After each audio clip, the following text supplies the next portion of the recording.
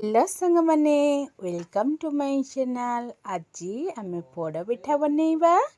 देखंतु मुझे पोड़ पिठा तैयारी करबा पई नड़िया को एमती खंड खंड करके काटी नउची। आपण माने जेतेबेले पोड़ पिठा तैयारी करचंती नड़िया को एमती काटी नेबे। पटे मु बिरी अरुआ चाउल को बाटी नेथिली सेथिरे आमे खंड नड़िया सब को पके नबा। एबे आमे सेथिरे स्वाद अनुसार पकेबा लूण, पकेबा जुआनी, पकेबा पान मधुरी। मिठा पाई मु एठी गुड़ व्यवहार करुची। देखंतु एमितिका गुड़ को छोट छोट पीस करके एमिति काटी नेबे। एबे आमे ताकू पिठौरे ऐड करनबा। आपण माने जेतिकी मिठा खाइबा को चाहिए कम किंबा बेसी करि परिबे।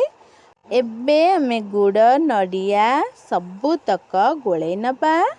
एमिति भल भाबरे गोले गोले की गुड़ गुड़ी को मिसई दबा। गुड़ नड़िया ता सहित पिठौ जेमिति भल भाबरे मिसी जिवो।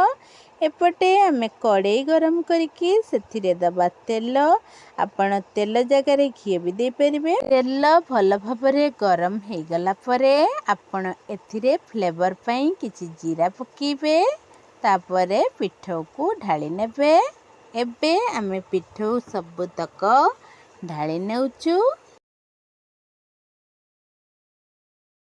एको किछि समय सिझिबा पई छाड़ी नेबा। एमिति फुट फुट देखा गले पिठारे सेथिरे आमे ढांकुणी ढांकी नेबा। एबे आमे डेकोरेशन पई किछि चेरी काटिबा। देखंतु मु एठी डेकोरेशन पई चारिटा चेरी को काटी नेछि। एबे आमे पिठार ऊपरे ए सब को पके नबा। एठी हमर पिठा प्राय 20 रु 30% सिझी आसीछि। तळटा सिझी आसिलाणी किंतु ऊपरटा भल भाबरे सिझी नाही। तेणु आमे को भल भाबरे सिझिबा पई आउ किछि समय घोड़े की छाड़ी नेबा। एमिति मझिरे मझिरे बाहर करके देखुथिबे पिठाटा हैला कि नाही। देखंतु मु एठी खड़िका मारिकी देखुची पिठा मोर हेई नाही।